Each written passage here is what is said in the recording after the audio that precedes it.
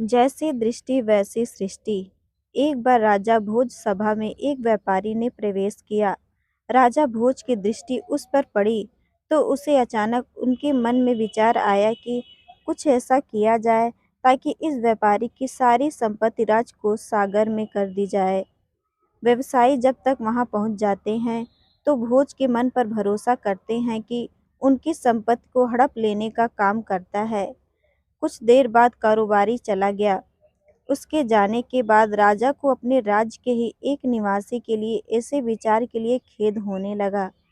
राजा भोज ने सोचा कि मैं तो प्रजा के साथ न्यायप्रिय रहता हूँ, आज मेरे मन में ऐसा कलुषित विचार क्यों आया।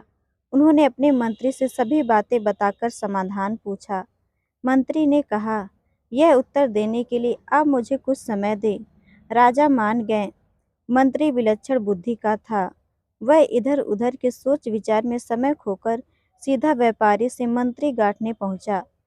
व्यापारी से मित्रता करने के बाद उसने पूछा, मित्र तुम चिंतित क्यों हो? भारी मुनाफे वाले चंदन का व्यापार करते हो, फिर चिंता कैसी? व्यापारी बोला, मेरे पास उत्तम कोटि के चंदन का बड़ा भंडार जमा हो गया है।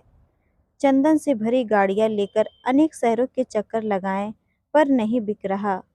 बहुत धन इसमें फंसा पड़ा है। अब नुकसान से बचने का कोई उपाय नहीं है। व्यापारी की बातें सुनकर मंत्री ने पूछा, क्या हानि से बचने का कोई उपाय नहीं? व्यापारी हंसकर कहने लगा, अगर राजा भोज की मृत्यु हो जाए तो उनके दाह संस्कार के लिए सारा चंदन बिक सकता है। अब तो यही अंतिम मार्ग दिखता है। व्यापारी की इस बात से मंत्री को राजा के उस प्रश्न का उत्तर मिल चुका था जो उन्होंने व्यापारी के संदर्भ में पूछा था। मंत्री ने कहा, तुम आज से प्रतिदिन राजा का भोजन पकाने के लिए 40 किलो चंदन राज रसोई में भेज दिया करो। पैसे उसी समय मिल जाएंगे। व्यापारी यह सुनकर बड़ा खुश हुआ। प्रतिदिन और नगद चंदन बिक्री से तो उसकी समस्या दूर हो जाने वाली थी। वह मन ही मन राजा के दीर्घायु होने की कामना करने लगा ताकि राजा की रसोई के लिए चंदन लंबे समय तक बेचता रहे। एक दिन राजा अपनी सभा में बैठे थे। वह व्यापारी दोबारा राजा के दर्शन को वहां आया।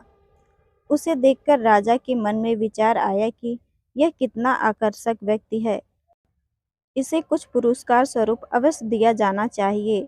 राजा ने मंत्री से कहा, यह व्यापारी पहली बार आया था तो उस दिन मेरे मन में कुछ बुरे भाव आए थे और मैंने तुमसे प्रश्न किया था। आज इसे देखकर मेरे मन के भाव बदल गए। इसे दूसरी बार देखकर मेरे मन में इतना परिवर्तन कैसे हो गया? मंत्री ने उत्तर देते हुए कहा, महाराज मैं आपके दोनों प्रश्नों का उत्तर दूंगा। यह जब पहली बार आया था तब यह उत्तर आज दे रहा हूँ। आपकी मृत्यु की कामना रखता था, अब यह आपके लंबे जीवन की कामना करता रहता है। इसलिए आपके मन में इसके प्रति दो तरह की भावनाओं ने जन्म लिया है। जैसी भावना अपनी होती है वैसा ही प्रतिबिंब दूसरे के मन पर पड़ने लगता है। यह एक मनोवैज्ञानिक सत्य है। हम किसी व्यक्ति का मूल्यांकन कर रहे होते हैं तो उसके मन में उपस्थित भावों का उस मूल्यांकन पर गहरा प्रभाव पड़ता है।